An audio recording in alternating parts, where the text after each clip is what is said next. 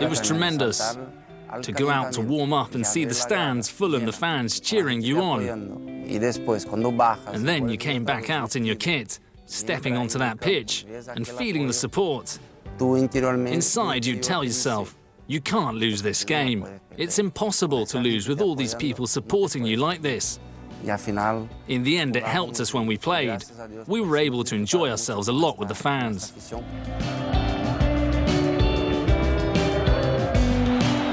Luis Eduardo Schmidt, better known as Edu, played his final La Liga game in the 2008-09 season.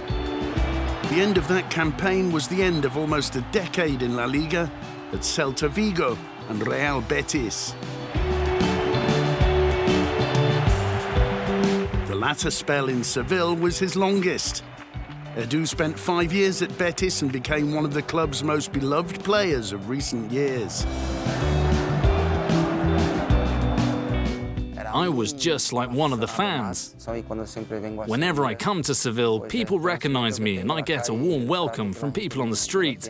It's priceless. There's nothing that could buy that. 9 years before, the striker arrived in Vigo to join a team that played some of the most attractive football in Spain.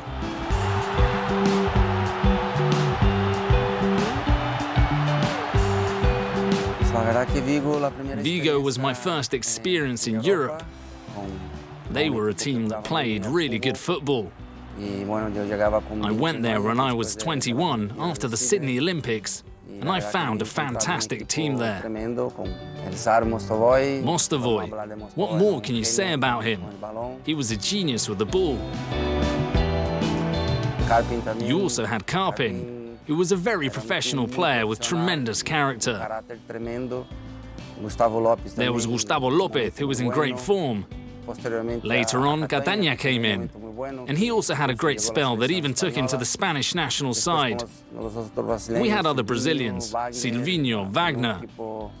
We had a team that was very good to watch.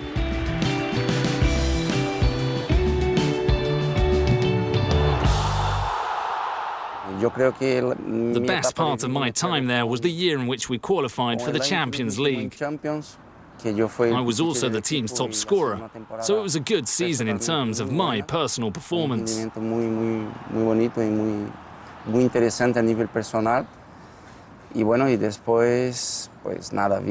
Vigo has given me a lot. My eldest daughter was born there. I have a lot of friends there, and I love to go back to Vigo.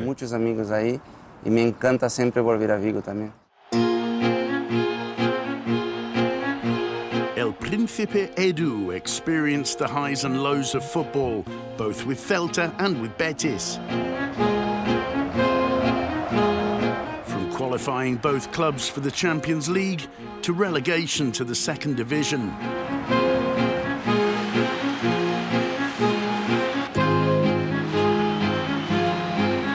In his first year in Seville, he would also lift the Copa del Rey.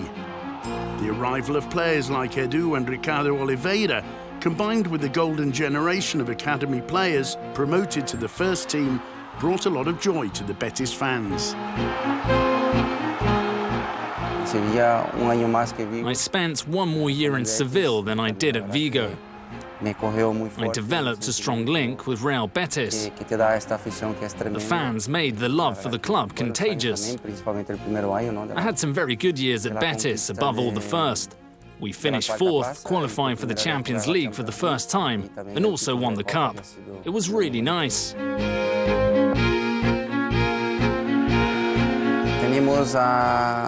We had Juanito, who'd already done a lot in Spanish football. In goal, we had Brad Sancontreras. But then Tony Doblas also ended up playing and did a really good job. Plus the homegrown players like Arthur, Rivas, Luis Fernandez, who was a phenomenal person.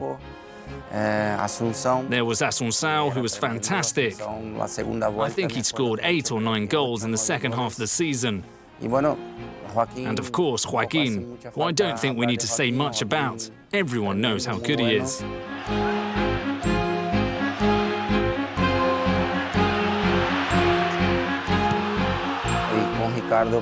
I had a perfect understanding with Ricardo Oliveira. I didn't even need to look at him. We formed a very interesting partnership.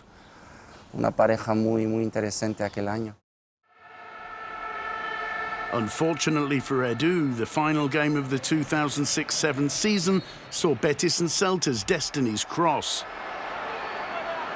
His 2 goals at the Sardinero saved his side from relegation, but meant that Celta's win against Getafe was not enough for the Galicians to stay up.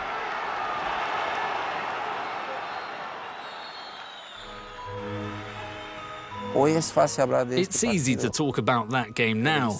However, at the time, the following year was our centenary. The club celebrated 100 years of existence, and Sevilla Atletico were promoted to the 2nd division. I think it would have been a huge blow to our fans for us to be relegated and play against our biggest rivals B team in our centenary year. Muy difícil, muy complicado en nuestro centenario. Although Edu finally departed Real Betis after relegation, he still follows the team like a fan. And it's because of moments like these that El Príncipe left an unforgettable mark at the Benito Villamarín.